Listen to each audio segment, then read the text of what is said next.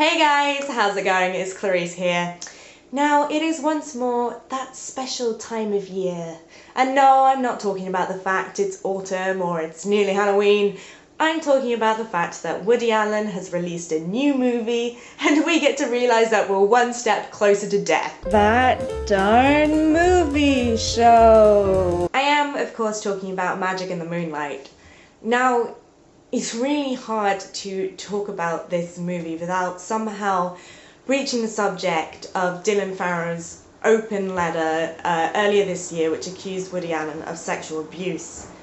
Well, the thing is, I don't really know what to say about it because I don't 100% know how I feel about it.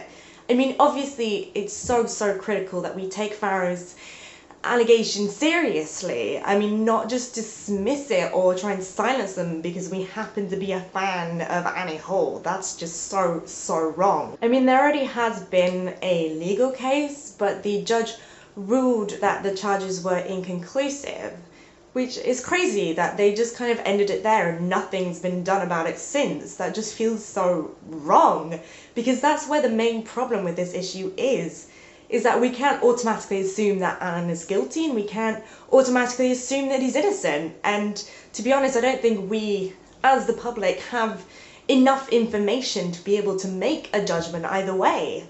And you know, that's tough. It's tough not to be able to get the answers that we're looking for. And I guess another level to this argument is that, like, I have to admit that I watch Roman Polanski movies all the time, and sometimes I don't even think twice about it. And that's because those movies, I mean, there's nothing in them that really justifies his crime or tries to make excuses for it. I mean, in fact, a lot of them have actually really interesting and complex representations of women. And I guess it's harder when you are paying money to a director to watch his movies because, in a sense, it feels like you're enabling them.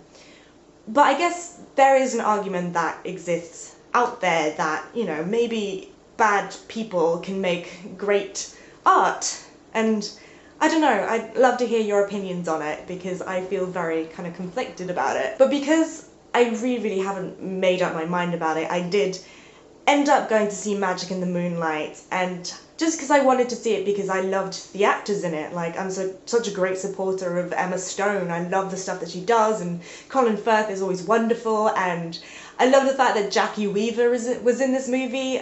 You probably recognise her from Silver Linings Playbook, but she's just, like, so adorable. She's so adorable. I just want to, like, drink hot cocoa with her. It's getting dark real fast, so I'm gonna turn the light on. Yeah, sorry I have to do the rest of the review looking like I'm in some kind of Dario Argento movie. I don't know what's going on here. I think there's actually a lot of sweetness in Magic in the Moonlight. I mean, it's definitely not the sort of misanthropic humour that Woody Allen's really famous for. It's a lot lighter, a lot sort of wittier. I don't know why I did that hand movement. It's basically set in the 20s in the south of France, and it felt very period appropriate in that sense. I mean, everything about this movie, the way the dialogue's written, you know, even the way it's acted, it's got a very kind of, the way that everyone delivers their lines quite theatrically. It reminded me of the sort of plays that Noel Coward used to write, for example. And yeah, I mean, it's probably not as witty as a Noel Coward play, but I feel like I've seen a lot of people describing this movie as slight. And I feel that's quite a harsh judgment.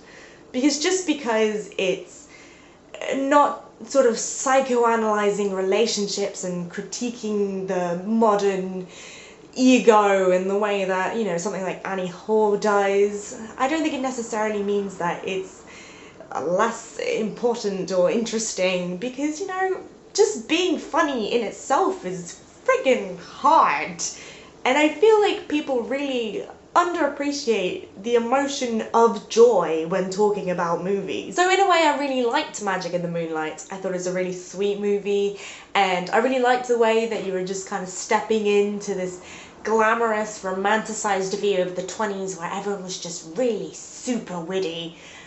But as much as I did try and go into this movie with kind of just a blank mind, an open mind concerning sort of Alan's personal life, I did feel very gross at the end. This felt like a very gross movie to me, and you know, in the way that with Roman Polanski and Rosemary's Baby, I can completely separate those two. Like, I just could not separate Woody Allen's personal life from this movie. And I just want to point out straight away that I don't think this movie is in any way related or relevant to the sexual abuse scandal. But I do think it is pretty relevant to Allen's marriage to Farrow's adopted daughter, Soon-Yi, which is very creepy and gross in its nature, although not illegal, so it's worth saying that. And it's not even that there is like a massive age gap between these two characters. I think Emma Stone is definitely old enough to be making responsible decisions about her love life. It's just that this is like 100% creepy old dude fantasy territory, because Colin Firth's character is so, like, he is reprehensible towards her. He criticizes her all the time and says that she eats too much, and just like, bro, just shut it down. Because usually in sort of the screwball comedies of the 30s and 40s, where the characters, you know, would start off just absolutely hating each other and then falling in love, it felt very mutual. It was a sort of a gradual thing that happened over the course of the movie, and then there was usually something that each character did for the other one that kind of revealed themselves to not be total dickheads. But in this case, I don't really see it. I mean, Colin Firth's character is awful to Emma Stone's character, and then suddenly she turns around and is like, "Oh, I've fallen in love with you." I mean, how could this charming, intelligent young woman not fall in love with this older, misanthropic, critical man who's definitely not an alter ego of the director? How could she not? So yeah, that felt gross and it felt unnecessary. I just wish Alan could have left the friendship as a friendship, and then we could have just had these two great rivals, these great opposing minds just constantly clashing, constantly trying to outwit each other, but in the end, you know, they have their own views transformed by the other. That would have been cool. That would have been a really great movie I would have wanted to watch again, instead of now just feeling a little bit icky and a little bit like I just want to go watch The Importance of Being Earnest instead. So yeah, that's the review. Sorry if it's very rambly this week. I've been really ill and my brain is just all over the place. But I'm hopefully going to do a few more videos very soon. I'm hoping tomorrow to go see Cronenberg's Maps to the Stars. I'm really excited about this movie. If you've already seen it, please let me know what you thought of it, and hopefully I can include your opinions in the next video. And also let me know what you thought of Magic in the Moonlight, if you agreed with me, if you thought I was totally wrong. So you can either do that by commenting down below or tweeting at me here. So have a great day, and I shall see you for another day and another movie. Bye!